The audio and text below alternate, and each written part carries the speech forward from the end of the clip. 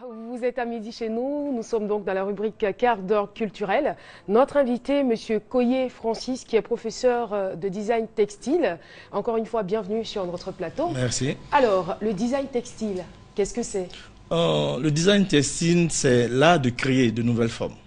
De nouvelles formes pour adapter ces formes-là sur des supports. On peut créer la forme, par exemple, pour un tissu. On peut créer la forme pour un tapis. On peut créer la forme pour un papier peint. On peut créer la forme, par exemple, pour un papier d'emballage, ainsi de suite. Donc, voilà. Pour ce tissu que je porte, je veux dire, le design a été fait par un designer. Un designer. Le designer a d'abord réfléchi. Si je remarque bien, il s'est inspiré de fleurs, de feuilles. Tout à fait. Et puis, par la suite, il a fait une démarche en proposant de nouvelles formes, en proposant une variante par rapport aux couleurs, parce que le même tissu, on peut le retrouver dans plusieurs variantes. Voilà. Et après, lorsque le commanditaire choisit le motif qu'il aime, voilà, on passe maintenant à l'impression. D'accord. Voilà. On a entendu à plusieurs reprises variantes, formes. Oui. Et je suis tentée de vous poser la question de savoir quelles sont les étapes qui rentrent en ligne de compte pour qu'un design textile soit fait. Soit fait. La première des choses, c'est la création de la nouvelle forme. La création de la nouvelle forme. Nous disons quelquefois que Dieu a créé la forme, mais le designer recrée cette forme-là. Très spirituel, hein, oui, les très artistes, spirituel, hein. Oui, très spirituel. C'est pour ça que nous disons quelquefois que nous sommes de petits dieux, juste après Dieu, c'est nous. Donc nous, à partir de... C'est pas du tout prétentieux. Oui, non, pas du tout. Donc à partir de cette nouvelle forme, nous proposons des variantes, plusieurs couleurs, parce que nous ne sommes pas obligés d'aimer les mêmes couleurs. D'accord. Donc la même forme, composée sur une maquette, et nous faisons une proposition de variantes en jaune, en rouge, en plusieurs associations de couleurs. Voilà. Pour que plus de monde puisse accepter notre projet de création. C'est très important pour nous. On va essayer de décrire ce que nous voyons à l'écran. Oui. À l'écran, il y a plusieurs couleurs, hein. Oui, il y a une association de couleurs. Oui. Voilà. À l'écran, nous voyons une maquette. C'est sur du papier. Cette maquette a été inspirée, on s'est inspiré des figures géométriques. L'ovale, les lignes brisées, les lignes courbes. Et ensuite, nous avons fait une composition. Il y a plusieurs éléments. Il y a l'élément de fond, il y a l'élément central, puis il y a l'élément qui est au premier plan. Au fond, on appelle communément le fond. Sur ce fond viennent les contrefonds. Les contrefonds sont en vague sur le fond, en bleu. Et puis au premier plan, nous avons le motif principal.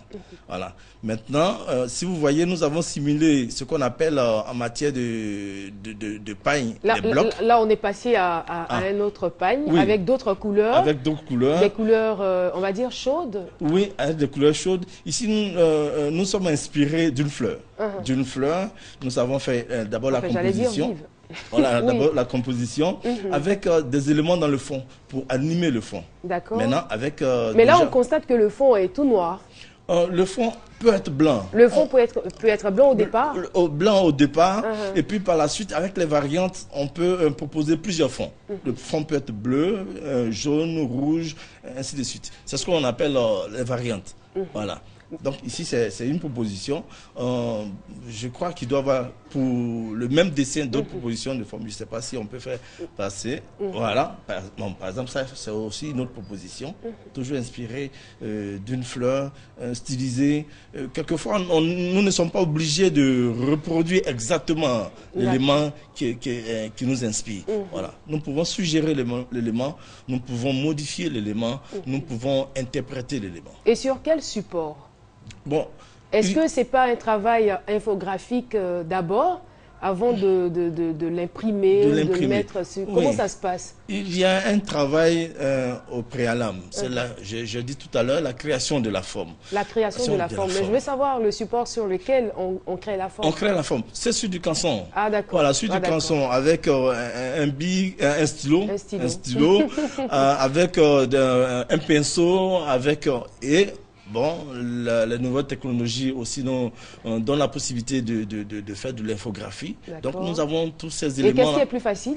De le faire sur du canson ou à l'ordinateur? C'est plus facile de faire à l'ordinateur. C'est très paresseux de le faire à l'ordinateur. Je le dis souvent à mes étudiants. C'est très paresseux, la précision est de taille. Hein. Oui, sincèrement, je le dis souvent à mes étudiants, c'est très paresseux de le faire à l'ordinateur. Et qu'est-ce que vous reprochez à l'ordinateur, si ça peut nous permettre de gagner du temps? Oui, non, pour l'industrie, il n'y a pas de souci. Mais lorsque nous avons en charge des étudiants pour leur formation, nous souhaitons que ces étudiants aient la possibilité de travailler à la main et puis ensuite de travailler à l'infographie. L'infographie, c'est fait pour l'industrie parce qu'il faut gagner du temps. Mais si on veut présenter une œuvre d'art, moi, je conseille que ça soit franchement fait à la main. Voilà. D'accord. Vous avez tout à l'heure parlé d'étudiants, justement. Oui. Qui peut être designer? Est-ce que tout le monde, ou il y a un processus, il y a des critères qui rentrent en ligne de compte? Bon, dans un premier temps, je peux dire tout le monde peut être designer. Tout le monde peut être. Voilà. Maintenant, par rapport à l'Institut, à l'INSAC où nous enseignons, pour y entrer, il faut le bac. Il faut le bac. Le bac, vous passez le concours d'entrée, et puis ensuite vous faites une année de tronc commun en licence 1. Après, vous finissez en spécialité, en licence 2, vous finissez votre licence 3. Et puis par la suite, vous faites 2 ans de master. Mais pourquoi absolument le bac? On peut avoir quelqu'un qui a des prédispositions, qui a des qualités de bon dessinateur, voilà, qui a peut-être le niveau 3e, mais pourquoi le bac? Nous avons dit tout à l'heure qu'il y a 2 possibilités. Il y a la possibilité d'entrer avec le bac, et il y a la possibilité de s'inscrire et puis payer sa formation, voilà, qui peut s'étendre sur 6 mois, sur 1 an, voilà. Je ne sais pas si M. Kader Dirasouba serait intéressé. Est-ce que vous savez dessiner? Pas du tout, d'accord. Donc c'est pas votre truc. Ok. Alors, donc, la formation dure combien de temps? La formation, pour ceux qui entrent avec le bac, s'ils veulent faire la licence, c'est 3 ans. S'il veut aller jusqu'au master, c'est 5 ans. C'est 5 ans. Voilà. Et cette filière existe depuis combien de temps? Cette filière existe depuis les années 64. Wow. Mais malheureusement, nous ne sommes pas très bien connus. Et puis, bon... Pourquoi? Bon, parce qu'à l'époque, tout le monde adorait être dans un bureau. Voilà. Malheureusement. Et puis, par la suite... avec l'enseignement des arts plastiques dans les lycées et collèges, bon, les jeunes ont commencé à s'intéresser. Voilà, plus d'engouement. Et puis, voilà. Et puis, bon, il y a plus de... Je pense maintenant qu'il y a plus de débouchés. Les étudiants qui sortent, on a la possibilité, s'ils ont les moyens, de créer leur propre entreprise. Et s'ils n'ont pas les moyens, est-ce qu'il y a des entreprises aujourd'hui? Parce que j'imagine que ce sont les entreprises de textile qui vont accueillir ces jeunes. Mais on sait qu'en Côte d'Ivoire, on n'en a pas assez, on n'en a pas beaucoup. Alors, c'est où est-ce qu'ils s'orientent? S'ils n'ont pas les moyens de mettre sur pied leur propre entreprise. Voilà. S'ils n'ont pas les moyens de mettre sur pied leur propre entreprise, en général, en atelier de design, nous amenons l'étudiant à se prendre en charge. D'accord. Ça veut dire... en faisant quoi exactement? En faisant quoi? À la fin de sa formation en Master 2, on lui donne la possibilité de créer une structure. Ça peut être imaginaire, dès le départ, parce que comme on le dit, la réalité, le rêve, c'est le début de la réalité. Donc imaginaire. Et on lui propose de proposer des gammes de création par rapport à ce qu'il veut créer. Donc à lui maintenant de faire ces propositions-là. Et puis, par la suite, s'il a la chance d'avoir les financements nécessaires, il y a des organismes qui financent des jeunes par rapport à la création d'entreprises. Bon, s'ils se font financer, ils pourront, par exemple, créer leur propre entreprise et puis évoluer dans le design. Mais aujourd'hui, ceux que vous avez eus il y a 5 ans, 10 ans, qu'est-ce qu'ils disent? Il y a certains qui sont amers, mais je leur dis que c'est pas facile. J'ai l'habitude de dire à mes étudiants, on peut être en zone de forêt et puis mourir de faim. C'est clair. Et puis être en zone être dans le désert et puis manger à sa faim. Il faut se battre. Il faut se battre. Ce n'est pas facile, mais il faut se battre. Vous encouragerez aujourd'hui d'autres jeunes à opter pour cette filière? Oui, il le faut.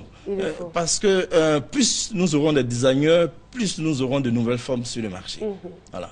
Parce que chacun de nous a ses limites. Voilà, on crée, et à un certain moment, on n'a plus cette inspiration-là. Mais il faut la relève. Donc c'est nécessaire qu'il y ait toujours des designers.